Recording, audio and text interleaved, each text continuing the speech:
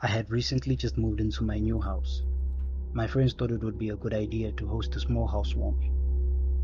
So I invited a couple of my neighbors, bought some drinks, and at exactly 6 p.m., my friends and my next door neighbor, I'll call Simon, arrived. Simon turned out to be a fairly quiet but well put together guy. He claimed to be in his late 20s and said he was from Houston, Texas. As time went by, more neighbors came in, welcoming me to the neighborhood with a couple of gifts, while helping themselves to a couple of drinks and snacks before leaving. It was now exactly 9 p.m. Most of my neighbors had left, including Simon, which was weird because I had a small desk and some chairs set up right next to my door that me and my friends would occupy. I could have easily seen him walk out the house like everyone else. I asked one of my buddies if they've seen Simon walk out, as I had small packaged candy that I gave to each and every guest upon their departure. I simply assumed that I might have just missed him, as it got busy, so I decided I would save him a pack and deliver it tomorrow morning on my way to work.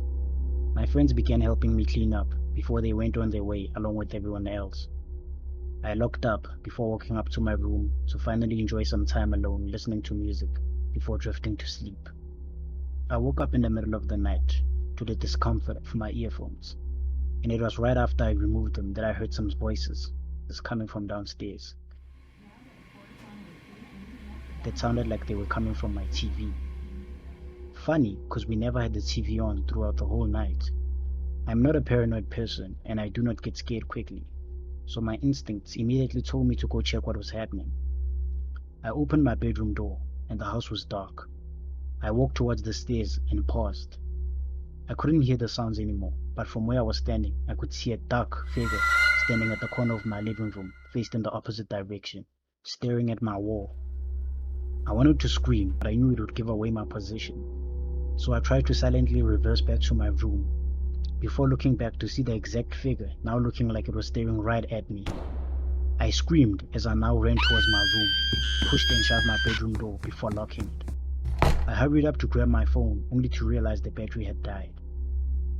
Fuck! I yelled in frustration, before pushing my bed towards my bedroom door. I heard the footsteps walking up the stairs towards my bedroom.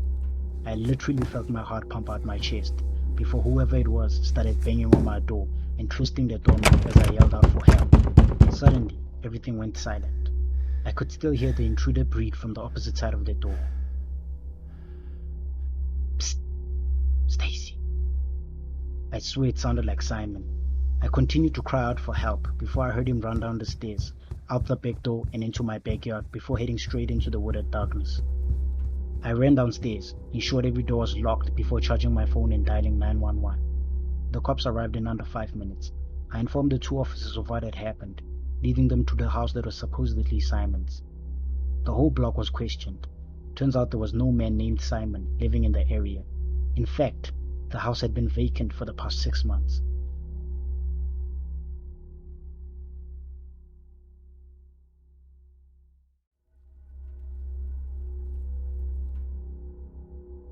In the fall of 2016, I moved into half of a really old house. It was built in the 1880s, a stone's throw from the original campus of Indiana University, which is now a park filled with homeless people and drug addicts. The owners basically turned it into a weird duplex. My friend had lived in it right before I moved in, and he claimed that it was haunted, but I didn't really believe him because he was a bit of an odd guy. Anyways, the layout of the house was weird.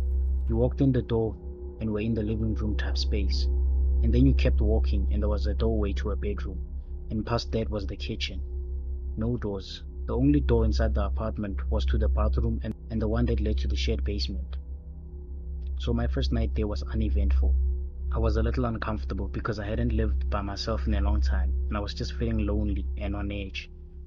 I stayed up late and eventually fell asleep. I woke up again around 3 in the morning. Cliché, I know. What woke me up was what sounded like a group of drummers were drumming on every flat surface of the living room.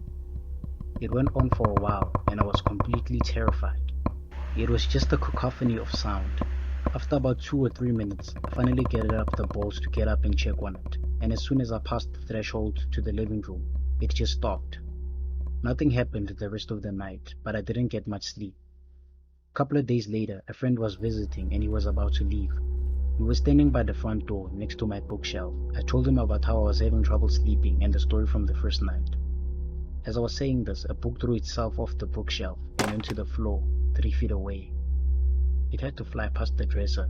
The shelf was patched and landed between two of us. He just gave me a creeped out look and said he had to go. I don't blame him.